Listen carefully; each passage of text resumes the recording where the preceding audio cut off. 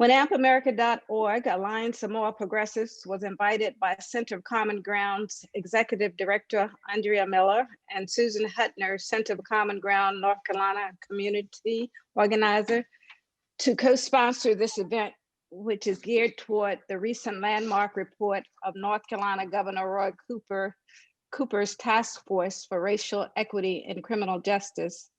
It didn't take long for our organization to get a consensus that this initiative and discussion is consistent with our beliefs. Therefore, we felt the need to participate in demanding and working toward change. I'll tell you a little bit about ampamerica.org, Alliance of More Progressives. AMP is dedicated to educating Americans regarding existing and proposed governmental policies and legislations to encourage civic engagement, inspire greater participation in the voting process, and empower citizens to make better and informed voting decisions. We seek to identify and energize initiatives that are in alignment with AMP's beliefs. In this regard, we seek to build a broad-reaching alliance of progressive organizations through collaboration on voter engagement, civic and legislative issues, in order to have a strong, active, and impactful voice in effecting positive change that will benefit our state and our nation as a whole. We are a small organization and we are realistic about our limitations, but never lose hope in our ability to transcend them. We are aware we cannot do all things and be all things to all people, but we can achieve our objectives by connecting with powerful organizations such as Center for Common Ground, Reclaim Our Vote. We have been greatly encouraged by Center of Common Ground members and associates. In particular, two members I previously mentioned, Andrea Miller, Susan Hutner, and one of our own AMP members, Reverend Dr. Rodney Sattler, who is also a Center of Common Ground board member.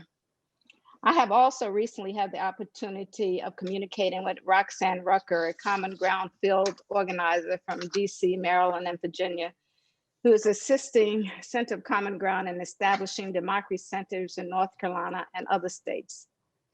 Other than having great leaders and staff members, Center for Common Ground is known for its new and enhanced technology, which allows them to connect with millions of voters. They have made great strides in educating voters and tremendously increasing voter participation across many states. The organization has many amazing traits, too numerous to mention at this point in time. How could we say no to such a phenomenal organization? Another reason we felt compelled to co-sponsor is racial inequities in the criminal justice system is not new.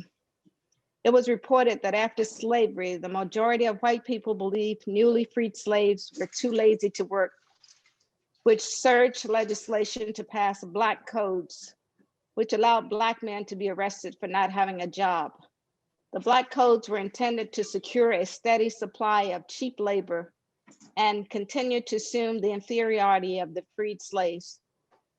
Forward to a recent study, a judge tasked researchers at Harvard University to explain why Massachusetts Black and Latinx incarcerations was so high. A 4-year study came up with one conclusion: systemic racism, period. And of course, you're aware of the private for-profit prison industry, which makes millions from the incarceration of mainly people of color. If we want to support Governor Cooper's task force, we must become a united front and work to ensure we hold our political officials accountable and that they agree to end this unjust, racist judicial system. When we accomplish this in North Carolina, I passionately believe other states will follow suit. So I would like to thank you for being on this webinar and hope you will attend future ones and connect with the Center for Common Ground. Thank you so much. Evelyn, thank you. Thank you so very much. I'm now going to introduce our board co-chair, Dr. Gabriela Lemus, who will introduce our special guest tonight. Thanks, Andrea, and thanks, everybody. Thank you all for joining us tonight. As you just heard from Andrea and Evelyn, the Center for Common Ground is moving forward an agenda of racial justice and equity, one where we closely examine how we can use the powerful work that you all did to educate and engage voters towards a system that is truly inclusive. We envision an anti-racist culture of practice, policy, learning, and participation, where all people are able to fulfill their potential and where dismantling of all oppressive systems is an ongoing part of our daily awareness, work, reality, and outcomes. Tonight, we are launching our new series, Accelerating Justice. We will specifically discuss what has been happening in North Carolina, whose criminal justice system in history has been afflicted with long-standing systemic racism. North Carolina demonstrates how systemic racism as a way of life pervades our innermost thoughts without really recognizing, we don't really recognize how that happens. It is the tragic legacy of slavery, segregation, and racist violence that affects everyone in this country in one form or another to this day.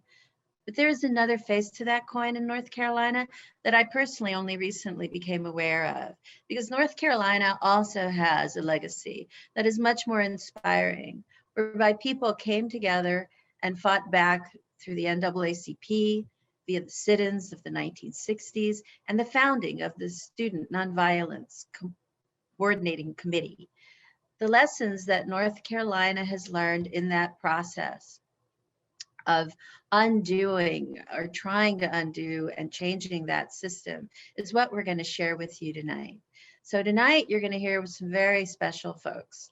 You'll hear from three individuals, one who has been intimately involved in Governor Roy Cooper's North Carolina Task Force for Racial Equity and Criminal Justice, Senator Mujtaba Muhammad, from Vanessa Gonzalez, Executive Vice President at the Leadership Conference on Civil and Human Rights, and Reverend Dr. Rodney Sadler, my co-chair here at Center for Common Ground, a civil rights leader in his own right, who among his many tasks is as co-chair of the Truth and Reconciliation and Anti-Poverty Commission.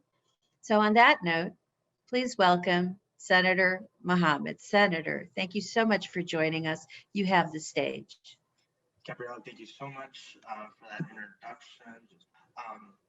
Again, it's so great to be here today, folks. My name is Mujtaba Muhammad, proudly serve and represent Mecklenburg County's 38th Senate District, and proud to represent many of you across North Carolina in the North Carolina Senate. I just want to begin by showing you these quotes right here that you see on your screen. I can't breathe. Please don't kill me. I'm about to die. These are the very words uttered by George Floyd, while a man that swore to protect and serve the community held his knee on the neck of this Black man for 8 minutes and 46 seconds until he took his last breath. Joining him are other familiar names like Keith Lamont Scott, right here from Mecklenburg County, Ahmaud Arbery, and Breonna Taylor, just to name a few. The tragic part, my friends, is that we only know these names because they had to pay the ultimate price for being Black in America with their lives. For years now, communities of Black people and other people of color have been protesting police brutality, lack of police accountability, and overall how harmful our criminal justice system is and has been for these communities. And last May, these frustrations reached a boiling point after the brutal and unnecessary murder of George Floyd by the Minneapolis Police Department. Calls for a swift change were heard around the country and even the world, and including places like North Carolina. So in June of 2020, Governor Cooper created the Task Force for Racial Equity in Criminal Justice, which is now commonly known as TREC. And the reason for that is that everyone deserves an equal chance at freedom, justice, and their life. This task force was headed by Attorney General Josh Stein and North Carolina Associate Justice on the Supreme Court, Anita Earls. This task force consisted of over 24 members from a wide range of backgrounds. And we were all convened to address this issue of racial equity in our criminal justice system. These members included community advocates, elected officials like myself serving in the North Carolina Senate. We had state and local law enforcement agencies participate, justice-involved individuals, victims and disability rights advocates, and representatives from the judicial branch, and so many more. The task force developed and proposed over 125 policy solutions to address systematic racial bias in the criminal justice system and submitted those for legislative, executive, and municipal recommendations across North Carolina. These comprehensive recommendations, my friends, cover everything from mental health, policing, use of force, the issue of court fees and fines, and even things like decriminalization of marijuana. The task force members met twice a month as a full group and met even more frequently as we participated in working groups. We divided our work group into 4 different work groups: law enforcement management, policing and policy practices, court-based interventions to end discriminatory criminalization, advancing racial equity in trials and post-conviction. So as you can see, there's a thorough effort made to focus on every single facet of the justice system. We also consulted with a number of outside groups, academics, experts, and most importantly, the citizens of North Carolina. We held over 6 listening sessions to hear from community leaders from different parts of the state. We have a number of public comment sessions. So there was extensive public input placed in these recommendations. Looking at the different groups and what they looked at, we looked at recruiting and retaining diverse and a racially equitable workforce in law enforcement training to promote public safety and building community support, law enforcement accountability and the culture, looking at use of force, the investigations, community policing, diversions to arrests and other alternatives to arrests, appropriate use of school resource officers, because we know how prevalent the school to prison pipeline can be. We looked at pretrial release and bail practices, the charging decisions of even prosecutors, the juvenile justice system, racial equity training for prosecutors, judges, probation officers, decriminalization of substance abuse related crimes, poverty related crimes, looking at phases of the criminal justice system when we're looking at criminal trials, the use of impact fees, driver's licenses, death penalties, sentencing disparities, and a whole host of other issues. And all this to get a better sense of what and where the inefficiencies in our justice system were, while also collaborating together as a task force to find new solutions. And by mid-December, we released our recommendations, all of which now is available to you to look at the North Carolina Attorney General's website. And you can look at the complete report there. But real quickly, let's start with reimagining public safety and reinvesting in our communities. Because we're talking about adapting strategies and augmenting resources for responding to situations where you're dealing with individuals with mental illness, autism, intellectual disabilities, potentially substance abuse issues, homelessness, and so many non-emergency related situations that so many law enforcement officers frequently respond to. For example, when you get 911 calls, which may involve criminal behavior, but the reality is that the root of the problem, that crisis, is not criminality. Responding to individuals in crisis is not the core purpose of law enforcement at the time. And the reality is so many law enforcement officers, not just across the country, but even right here in North Carolina, receive very much limited training on how to deal with individuals facing crisis. So our task force has made recommendations about adding crisis intervention training for all new and current law enforcement officers, funding grassroots organizations that employ promising and peaceful strategies to help communities promote public safety while mitigating racial disparities in criminal justice involvement, providing funding and assistance to communities to help develop develop violence prevention programs, which are all critical.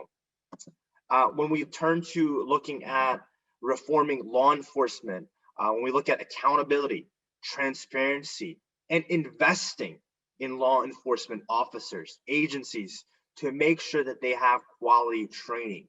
We're talking about having law enforcement departments enact use of force policies. At the minimum, they prohibit things like chokeholds, and putting your knee down on a potential suspect, like you saw happen to George Floyd. Making sure that officers have a duty to intervene in these types of situations. Prohibit police officers from using use of force when they're potentially retaliating against subjects that are running away from them or talking back to them. Requiring officers to only utilize the most minimum amount of force reasonably necessary to apprehend a suspect. Requiring police officers to have first aid kits and making sure that they also have a duty to render aid, where now they're saving lives.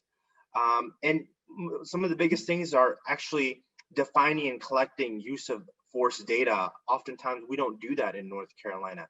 Defining what use of force is. Fully investing, and this is the key that I talked about, making appropriate investments in law enforcement. This is what this is about. When we're looking at making sure that police officers have de-escalation tactics, crisis intervention training, implicit bias training.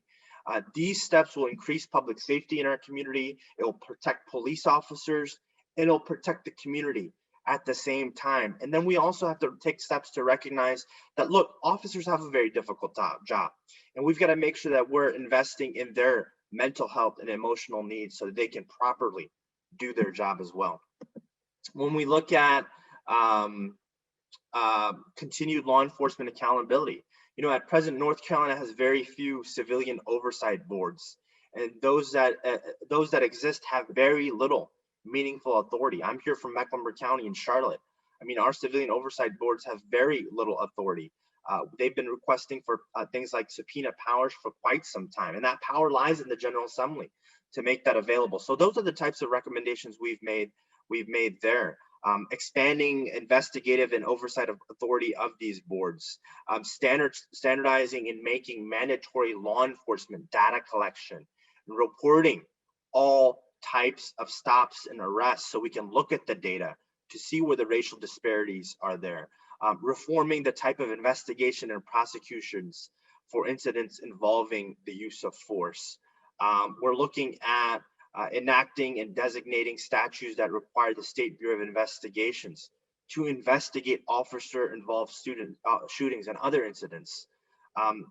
Maybe potentially appointing a special prosecutor to handle officer-involved use of force incidents. And so these are very common reforms that many other states have been looking at. So we're trying to make a number of these a reality in places like North Carolina as well. When we look at pretrial release and accountability, look, my friends, my day job, even though I serve in the North Carolina State Senate, I'm also an assistant public defender. So I've seen how our government can potentially contribute to the criminal justice system being a tragic failure for so many people. The reality is, in places like North Carolina, judges are supposed to have a preference where they're not necessarily making financial obligations a reason for an individual's reappearance to handle their trial. So one of the ways that we can reform our criminal justice system, which disproportionately affects people of color, is looking at the pretrial release, ending things like cash bail, which impact poor people, which are increasingly incarcerated at much higher rates than anyone else. And if the reality is, I can tell you, when individuals are locked up, even for minor crimes, and majority of criminal charges across North Carolina are nonviolent offenses. And when folks are sitting in jail cells because they don't have the financial means to get out while awaiting a trial, this means they've lost their job now. This means they've lost their housing.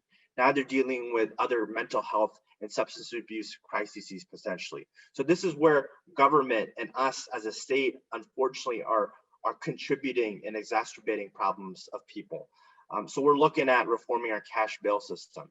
And another thing that we're also recommending is requiring attorneys participate early on in the process. Right now in places like North Carolina, necessarily we don't have attorneys at first appearance stages where folks are sitting in jail almost a couple of days. So we're recommending that there's a mandatory within 48 hours, there's first appearances and appointment of counsel for all type of criminal charges, including class 3 low-level offenses, which our General Assembly took away because of financial reasons. But the reality is that has also contributed to the injustices of the criminal justice system.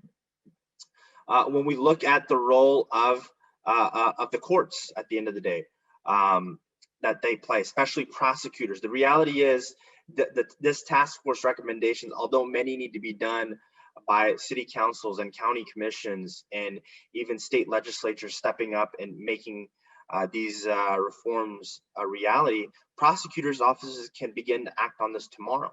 This is why it's so critical that each of you is participating in this conversation to making sure that prosecutors are making wise charging decisions, focusing on real crime, because they wield a ton of power. And we've got to encourage them to adopt evidence-based reforms to eliminate racial disparities in our criminal justice system. And that begins even also looking at the role of how unfair sentences take place, fines, the way folks are forced into plea deals because they want to make sure they can keep their jobs and their housing, but now they have criminal charges. Well, those are not collateral consequences. Our task force has also looked into the habitual felony laws and making changes there, looking at ways where people under 21 especially aren't facing those types of criminal charges. And now we're not making sure that we're destroying a child's complete future. So we've got to encourage prosecutors to begin looking at more second chances, continuing to support diversion programs, and making sure that we're also eliminating the reality of cost associated with those diversion programs, because many people can't afford a substance abuse program. Many people can't afford a program for mental health treatment. So we're asking prosecutors to keep those things in mind as well. I know this is a lot of information, but we're also looking at here where the role of juries play in our criminal justice system. You know, our Constitution guarantees a jury of our peers. So we want to make sure that we have people who are truly objective and understanding of the capacity that they are participating in. One of the recommendations that we've had is that jurors should also get some sort of implicit bias training, which would help ensure that we have a fair criminal justice system.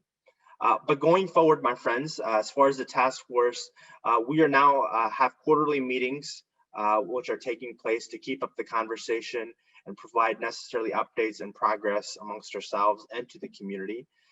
As one of the only state senators and one of 3 legislators that served on this task force, my office is currently, we just got back into session in January. So we're diligently working across the aisle, working also with DAs and sheriffs and chiefs of police and community advocates and victims' rights advocates to come up with some of these great concrete solutions that we have in this task force report to make them a reality. So some of the proposals that we're working on is making sure that we have adequate funding of drug treatment and mental health courts, funding for those diversion programs, making sure that we are decriminalizing things like marijuana, deprioritizing the prosecution of those things so prosecutors and law enforcement can focus on serious violent crimes, eliminating things like life without parole for children, juveniles, also making sure that our children aren't prosecuted. North Carolina is one of the youngest states where we prosecute children as young as 6 years old, which is absolutely unacceptable. I started on my legal career representing children and families at the Council for Children's Rights, and I've seen the negative consequences on both children and families when we prosecute young people as young as 8, 9, or 10 years old. So those are some serious reforms that we need to make. But let's ask ourselves at the end of the day, by the time we have ended this conversation, how many more people will have paid the heaviest price of being Black in America? You know, we will not have justice until we have accountability in reforms in our policing. We can't have justice until we are angrier about the loss of life than we are about the loss of property. We will not have justice until those that always quote Martin Luther King on their social media begin to not only believe those words, but begin to live by them. And we won't have justice until we feel those empty words like all men are created equal, and inspire a new generation of Americans and North Carolinians that want to make sure that everyone in our country is treated fairly and justly and equally under the law. My friends, we have a lot of work to do. So one of the things that I've been asked to do with this conversation that we're having with you, I told you we are working on in the General Assembly a number of these proposals, over 125 recommendations from this task force report. We're drafting these bills, we're having conversations with community leaders, associations, and again, working across the aisle. But the reality is many of you that are across this wonderful state, you might not necessarily vote for me. I might not be your state senator or your state House representative.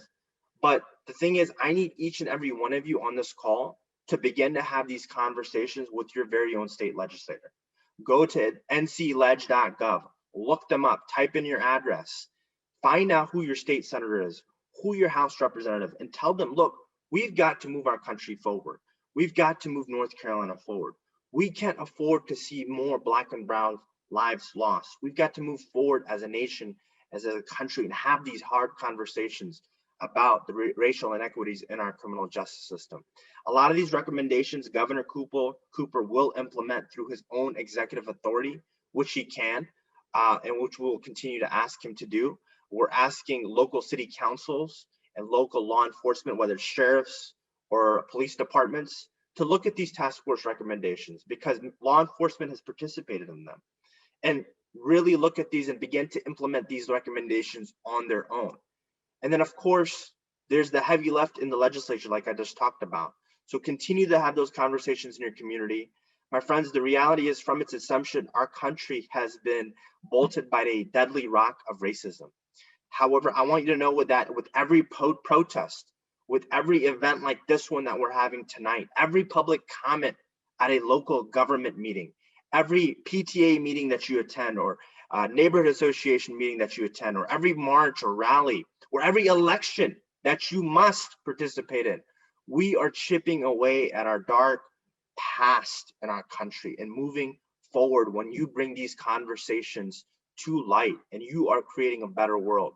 So help us replace that dark past and dark history with a foundation built on love, acceptance, joy, and opportunity.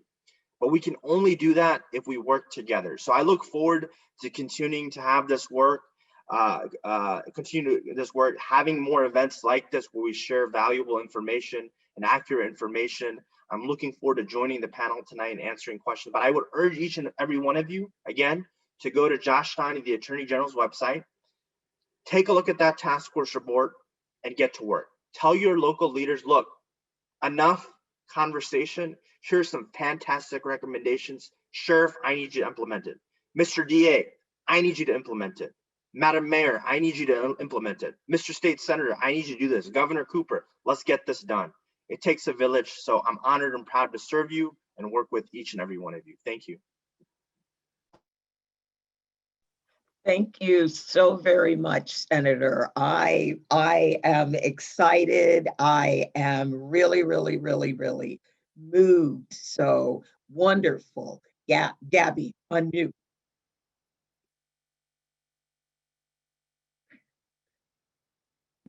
Andrea, I think she's saying she can't unmute. There we go. There you go. There we are. All right. Okay, sorry, I got blocked out. I was like panicking. Thank you, Senator. Let me reiterate what Andrea just said.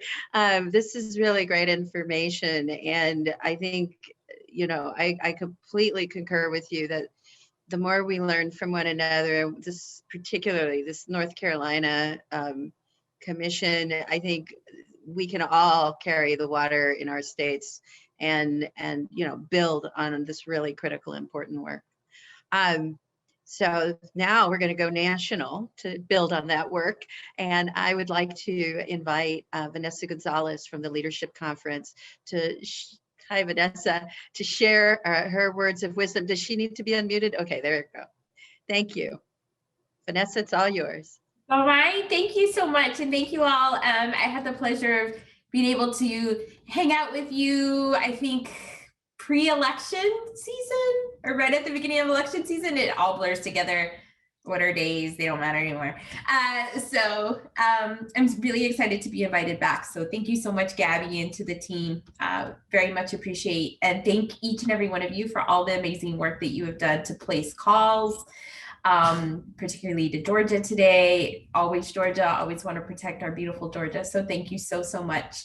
Well, I am a little nervous to go after the amazing senator. So thank you so much, Senator, for that great work that you're doing in the beautiful state of North Carolina. But we're going to give you a bit of a shot. So here we go. So again, I am Vanessa Gonzalez, Executive Vice President for Field and Member Services at the Leadership Conference on Civil and Human Rights. We are the nation's oldest and largest civil rights organization in the country. We have over 230 member organizations from across the spectrum of issues. And our motto is that we really want to work to build an America as good as its ideals. So we're always going to have a lot of work to do. Again, thank you to the amazing team here at Center for Common Ground for all your leadership and partnership, as well as the amazing work that you did to make sure that democracy and access to voting was open for everyone during this last cycle. Definitely appreciate that. Also, thank you. I know Senator Mohammed, we have worked with you, I believe, at the Leadership Conference in the past. So thank you for championing these issues and for the presentation. It's really great to see some of what you discussed from the state level is exactly what we're seeing at the national level. And so I'm really proud to be here to represent some of the work of my colleagues who work day to day in it when it comes to policing and reforming our criminal justice system. So as you know, and in part, thanks to all of you, we are at the start of a new administration and a new Congress. We are coming up at 1 year of this pandemic that continues to devastate lives, and also hearts going out to my home state of Texas right now, which is also being hit by just unbelievable weather and making everything even more difficult. In addition to that, our country continues to struggle with the onslaught of the election disinformation. The white supremacist insurrection at the Capitol continues to be something that we are dealing with. And we keep seeing efforts over and over again, speaking of Georgia, to overturn Black and brown voters, the will of the people. And so it's really no understatement when I say that these are difficult times. I know that you all know that. But because of the work that you're doing, because of the amazing work of folks like the Senator, we really do feel at the Leadership Conference that the wind is at our back. We had historic voter turnout nationwide, no matter what they say, nationwide. This was historic voter turnout, particularly from Black voters, particularly from Black women, once again, and other voters of color who did show up despite relentless efforts by some state and local elected officials to say that their vote did not matter, even after the election. And so we are heartened to see all of our work come together, all of our partnership, and to see that so many people just really rejected racial exclusion as a national platform. We all pushed for something better, and we did it together, and it worked. And so we want to take some of that energy and continue to push it forward. What we continue to tell folks at the Leadership Conference is one election is over, one. We still have several throughout the state, and throughout the country and locally, and that can even include some elected official positions within the police department or oversights department. Mm-hmm. And so, when we think about it, following the murders of Rayshard Brooks, Mr. George Floyd, which the Senator spoke to, Breonna Taylor, absolutely, we will always lift her name, Tony McDade, and so many others whose names we may not even know. There was a series of uprisings this summer, and the call really for racial justice and an end to police violence. We frame it very clearly as this is police violence. We know that more people took to the streets peacefully than we have ever seen before in our nation's history, bound together by a desire to end this type of violence. And so we know from the work that we do with states, that we do with other national partners, that everybody is ready for some transformative change. We're not going to move with incremental change anymore. We really want to start hitting at those core issues that are allowing police violence and violence of the state to continue to perpetuate and inflict harm, particularly on Black and brown bodies. So what does that look like? That sounds like a lot of rhetoric, and that sounds like a lot of good wishes. But real justice is attainable. And so what we have been working with folks to do is to really have a conversation about what does it look like to reimagine public safety. And it's hard, you know, I myself am from Texas, like I said, we grew up very, very law and order state and in our city, and that was just how it was, without question. And the police could pull you over for whatever, you did what they said. Grew up in a city, predominantly Mexican Americans as well. And so, what were we gonna say when a white police officer pulled us over as well, right? So it is also an exercise, I think, for many of us in this movement and in this space, to really stretch ourselves to think about what does reimagining public safety that is not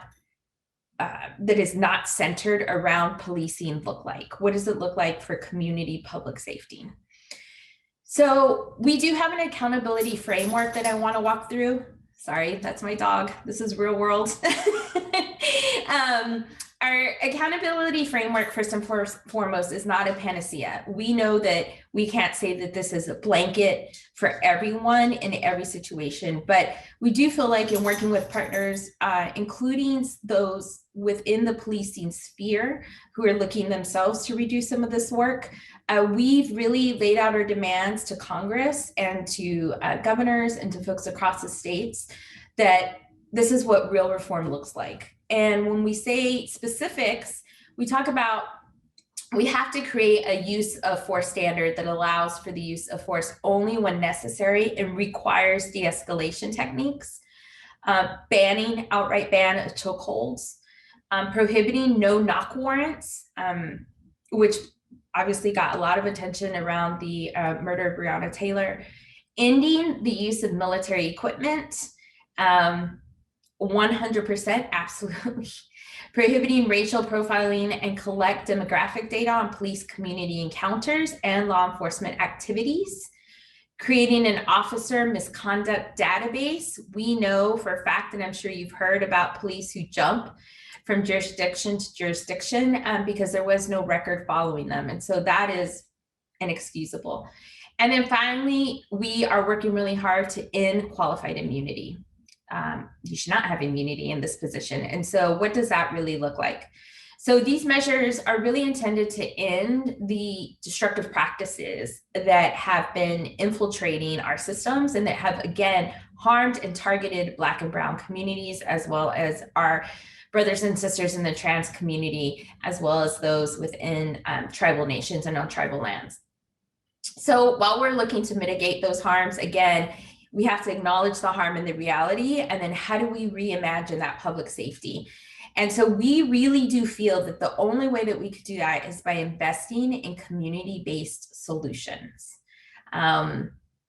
Police departments cannot answer every need. I myself was a practicing social worker for a few years, and it was oftentimes, I saw firsthand if a police officer was anywhere in the vicinity of an issue or an instance where I was working with someone who had a mental health issue or who was just at a loss of what to do next due to like a familial issue, it just escalated. And the difference between seeing that engagement and then seeing engagement where it was just me and the person and we were talking and de-escalating was night and day. And so we have to really acknowledge that we have not fully funded other resources to support people in their time of need. We also should not have to think about police in our daily lives. For many of our members of the Black community, that's the reality. It's how do we deal with police every day, police in schools, police on corners, police militarizing neighborhoods, excuse me. So what are we going to do about it? In order to make sure that our demands to Congress are actually based in something and that we are not just saying these nice things that we want to happen, but that we're moving the ball forward ourselves. This week, we launched a website called Accountable Now. It is a first of its kind. What it is it is a repository of national data based upon use of force for police departments across the country. Right now, we are working with the goal to have at least 1,000 police departments reporting and data into this website. It is totally public sourced. If you go to the website, again, Accountable Now, because it is an open source database, it is designed for general public use. It's very easy to understand. It will make it easier than ever for the public to really examine the racial and other demographic disparities in how their cities are policed. We went to a lot of different major police departments. We did FOIA requests. We even FOIA requests some national agencies. Some we were turned down. Some we had to pay thousands of dollars for their records, which is, again, a way that makes this inaccessible to the general public. So we paid it. And so we have loaded that data onto this website. But now what we are asking is for people to engage on the website, fill out the form. Everything is like pre-populated so that you can send a FOIA to your local police department. What you do is once you have the information back from them, you're able to upload it, and then it will help populate the map throughout the country. You know, for almost a decade, civil rights advocates have been really pushing for a national database on police use of force. And when we say police use of force, we don't mean just murders and homicides. What we also mean is, was somebody approaching you in a manner in which you felt harassed? Were you feeling intimidated? Did someone push you? Was a police officer pushing you? Were they, you name it? These are inappropriate uses of force. And it's time to start cataloging that. And it's time to start collecting demographic information as it pertains to those use of force. And so invite everybody to really jump on this website, to please share it, because the only way that it is going to get the weight that it should, and that it will help in these movements towards accountability, is to have this accurate data. It's critical to revealing really the disproportionate impact that police violence does have on communities of color. I can share it in the chat as well. And you'll see that, again, you can find how to request data from your local officials, how to file public records requests, and how to input relevant database. This is coming from working with the Minneapolis Police Department, the Dallas Police Department, and other folks to say, how can we make sure that this data is integrated into any kind of advocacy and outreach? And it is data.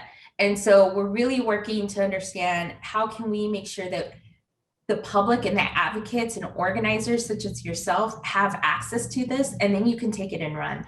It's also a way to make sure that any community that we are engaging with also has some new tools that they can use, and they don't need us. We can step back, we provide the tools, and then you could take that data and use it for your own needs and resources. And again, our goal is to collect 1,000 police departments data by this year. On the justice reform front, we have also this week, we are hosting what is called the Vision for Justice Summit, which is open to the public as well. It's a really unique event. We had to kind of be creative on this one, because now that we're all meeting via Zoom, it had its benefits in that we were able to really open access to everybody. And so we know we have high school kids signed up for this summit. We have longtime organizers, and then we have some national speakers who are signed up. So it's going to be a really fantastic community event. And it's going to bring together a bunch of different types of thinkers to think about exactly what I first said. You know, how do you have a radical shift in our society on racial justice issues today? How do you push people to envision public safety that does not center just on policing and that acknowledges the pain that is done to particular communities.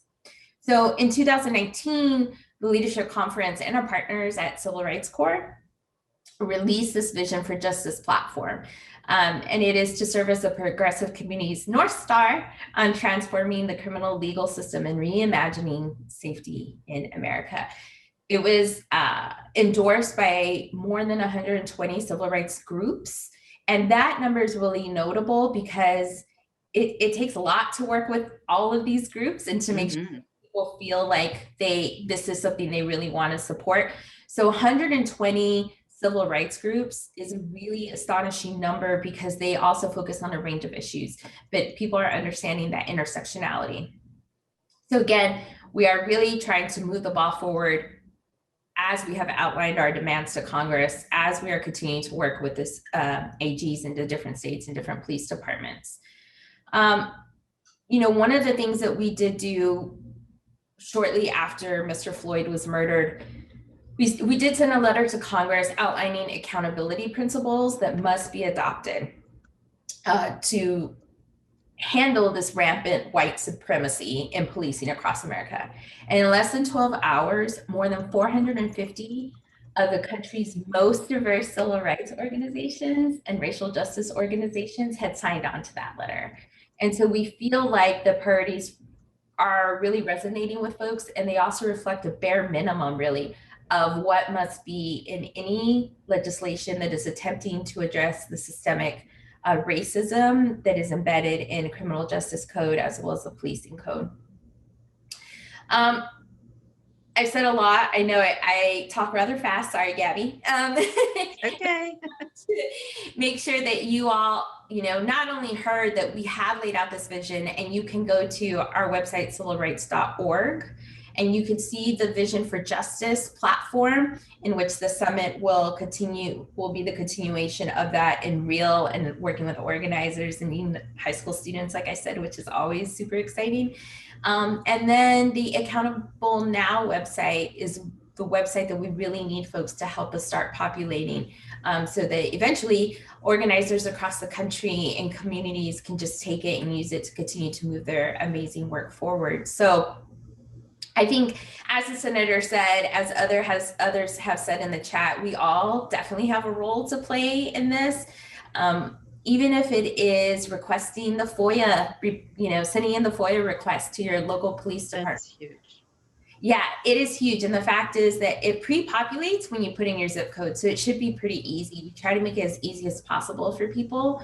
But I think the idea here is that we all have a role. You don't have to feel, you know, if you're not comfortable marching down the streets, particularly because of, you know, health and safety concerns, or if you're just not able to do that, there's still a way to get involved in this fight.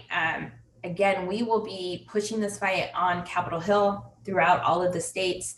And we feel like we have the backing and support of all of our organizations of over 220 orgs. So anyway, thank you so much for your time. That is a lot. Again, I will continue to share the resources and I will also send them to Gabby and the team.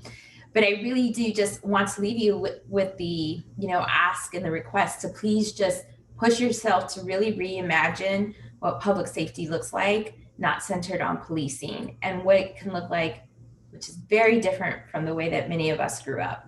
It's really important, and it is a necessity for so many people's lives today. What a great question to ask oneself. You know, how do you reimagine? So that actually is a really great segue, because it allows me to invite Reverend Dr. Rodney Sadler to wrap up this really important discussion. I know he's been doing a lot on truth and reconciliation, and we'd love to hear what you have to say. Well, thank you, Gabriella. It's good to be with you. It's always good to be involved in an organization with you and with my dear, brilliant co-conspirator in good trouble, Andrea Miller. I want to say thank you tonight for the Alliance of Moral Progressives for this occasion to speak, to the Center for Common Ground for bringing this all together, for highlighting what's going on in our state. I have to be honest with you. I'm bursting with pride tonight because the man that spoke to us tonight as our keynote address is my senator, the senator in my district, Mujtaba Muhammad. He's my brother. I'm just so grateful to see him here. And hopefully soon I'll see him in Washington, D.C. as Senator Muhammad there as well. He's a brilliant young leader who has miles to go, and I'm excited about the work that he's doing. I'm excited about the work that he talked about here today. I just want to start off with just a brief story. I remember several years ago, after the killing of Jonathan Ferrell here in the city of Charlotte, we realized that a crime had been committed and we wanted to hold him accountable. The district attorney here refused to prosecute him. The attorney general at the time, who's now our governor, Roy Cooper, decided that he would try Officer Randall Carrick and hold him responsible for what he'd done. But as he tried him, he ended up with a hung jury. They could not get a decision made. I remember going there with Dr. Barber, with Dr. T. Anthony Spearman, the NAACP president here, and a group of other people, and having a conversation with the attorney general, now governor. And he said that we could not, in the state of North Carolina, find a jury that would convict Officer Carrick. That just broke my heart. It said to me that justice in the state of North Carolina is often denied to people who are Black and brown. That Jonathan Ferrell, a man who literally did everything right, could still end up suffering and not have justice done. It said to me that we need some radical shifts and changes in not just our court system, but in our policing as well. And we had to begin to see these things begin to shift. Well, now I'm glad to say that that attorney general who saw these problems is our governor. And Roy Cooper has decided with Executive Order 145 that we need to begin to transform this larger system. We need to begin to find new ways forward that will take into consideration the way that race has disadvantaged so many people. People in Black and brown skin have often experienced a lack of justice in the state of North Carolina, but that can change. And how do we change it? We bring people together. We bring brilliant people like Senator Muhammad together with police officers, with sheriffs, with other people that are at work in our state at trying to transform it. And you have them put together this wonderful work. I'm glad to see that the Andrea Harris Task Force is doing the work that it's doing, and that this Equity Task Force has produced this great result so far. I like what I see as I look at this report. So many of the issues that it talks about: reforming the police departments, reforming the practices, the way that they deal with people, changing the culture, shifting from a militaristic mindset, a mindset that is at war with the populace, to one that's trying to be a guardian, trying to help ensure that we protect the people.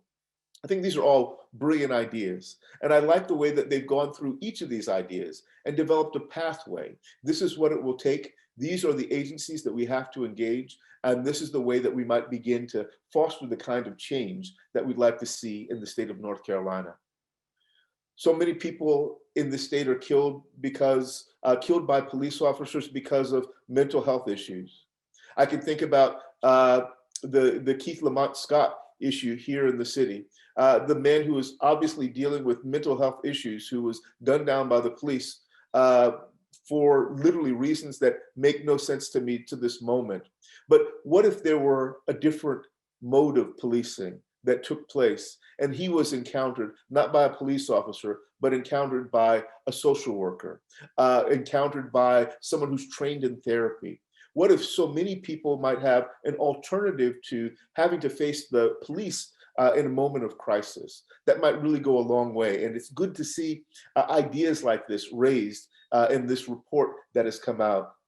In essence, we do need to begin to reimagine the way, and I'm going to use this term again, reimagine the way that we think about policing, reimagine the way that we think about the court system, reimagine the way that we think about sentencing. It was wonderful to hear Senator Muhammad talk about what if we not only were able to de-escalate the nature of the way that we treat nonviolent marijuana offenses, but what if we were to decriminalize it? What if this were no longer something that you could hold someone accountable for? What if we opened up the prisons and let forward so many young Black and brown people who are incarcerated for these nonviolent drug offenses? This would be a great new day. And I think that that is the natural outcome of some of the suggested reforms that we see here that are really targeted on shifting what's going on in the state of North Carolina, which has, I was disturbed by this, a 40% African-American prison population, no, 50, it's over 50% prison population for African-Americans, though we're only 22% of the people in the state of North Carolina. Such changes need to occur to make a more just North Carolina, to make a more just world going forward. Well, I am one who works in a number of different areas, and I know that when it's time to have a conversation about something like this particular report, I have to turn to the experts. So I turned to one of my colleagues, one of my friends, Robert Dawkins, who's a brilliant strategist who does great work here in the city of Charlotte and across the state of North Carolina on police reform, and asked him, what did he think about what he saw in this report?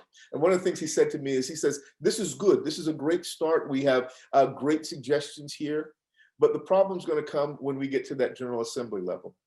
How do we get the conservative members of the General Assembly to get behind these suggestions, some of which are quite significant and will make significant shifts in the state? How do we get them to get behind it? And this is where we all come in, folks. This is where we have work to do. We have work to do at the local level to make sure that those things that our police department can do, that we get them to do it, that we push forward, use our democratic power to push forward the kinds of policies we'd like to see coming through. So policy changes in the police department, policy changes in the sheriff's department, policy changes in local policing. These are things that we can begin to do here. But we also need to push on that state level too. Since we are a state that has so much of a requirement for the General Assembly to influence the way that policing is done, to influence the way that the court system works, we have to be willing to go forward and make sure that we're promoting change at that level. And I'm hoping that we can begin to do that hard work as people who are supporting this, this policy going forward. One of the groups I work with here in the city of Charlotte is one I just want to highlight tonight. It's called RAP Track. RAP Track is just an abbreviation for the Reimagining America Project, Truth, Reconciliation, and Atonement Commission, Charlotte. We are a group of people, community leaders, the former mayor, professor from George Mason University, former staffer for Congressman John Conyers, who've all come together, pastors, local pastors, and said, it's time for us to bring about change. And what RAP Track is an opportunity for us to begin to say, we need to be the change we'd like to see. We need to have hearings so that people can understand what it's like to live in the disparate conditions around racial issues in the city of Charlotte. We need to have groups that are working on modes of redress to begin to move forward and take great plans like this and begin to put them in place. So as we've talked about this with RAP Track, we've already had one hearing in the city of Charlotte that's looked at criminal justice system, that's looked at policing, and made many of these same suggestions of things that we need to change. So we've already said that we're going to utilize our committee that deals with justice issues, the criminal justice system issues, and dig down deep on this plan and support this plan to make sure that we get this through. That we make sure that this is realized. That's part of our goal, to utilize the good plans that are already out there to foster change so that we can no longer have the racial disparities that exist in our community today. We really want to make sure that we emphasize this as we go forward. So I just want to say, those of you who are interested, please check us out. You can find us on Facebook at RAP space TRACC, RAP Track. I think we have it in our chat today. Or you can also look us up on for our webpage on the internet as well. We're on the webpage of George Mason University. I'd encourage you to do so, and I'd love to have anyone who'd like to participate, anyone who'd like to participate in our hearings or hear what we're talking about to participate. The problems of dealing with racial disparity are all of our concerns. None of us are guilty for starting them, but all of us are responsible to do something about them. And it's time that we begin to do that hard work. So just want to say thank you again to the Alliance of Moral Progressives. Thank you again for the Center for Common Ground. Thank you again to Andrea Miller, who is, again, the female muse of social justice in this world and voting rights and transforming the system. And thank you again to my Senator, Mujtaba Muhammad. God bless you. Thank you, Reverend. So we've run out of time. I don't even have time to ask any more questions. I can't pick your brains. Andrea, do you want to give a little wrap up, or should I do it? You can wrap up. Okay. Well, thanks to all of you. We had a lot of actions for you to think about. We have a lot to do together.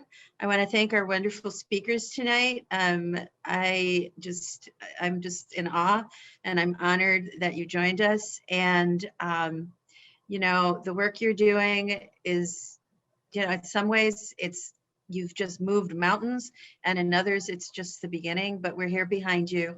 And Andrea and her volunteers and her magnificent team, Suzanne, Nancy, thank you. Evelyn, yes, they're amazing. I just love everything you do. And to you, all of you who are volunteers, who've worked so hard. I started off by thanking you, and I'm going to end it by thanking you. You're all amazing. I really appreciate you. It's an honor to be part of this organization. I say it to Andrea every time I talk to her. I hope you have a wonderful evening, and I'll see you out there in the fight. Be well. Thank you, Gabby. And stay warm.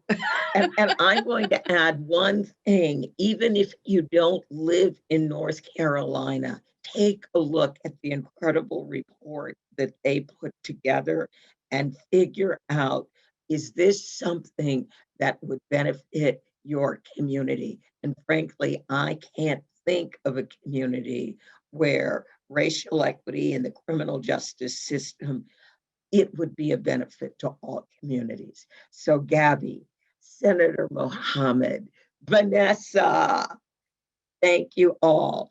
Evelyn, marvelous introduction. Thank you. Rodney, always so great to see you. We talk on the phone, we never see each other. Thank you all so very much.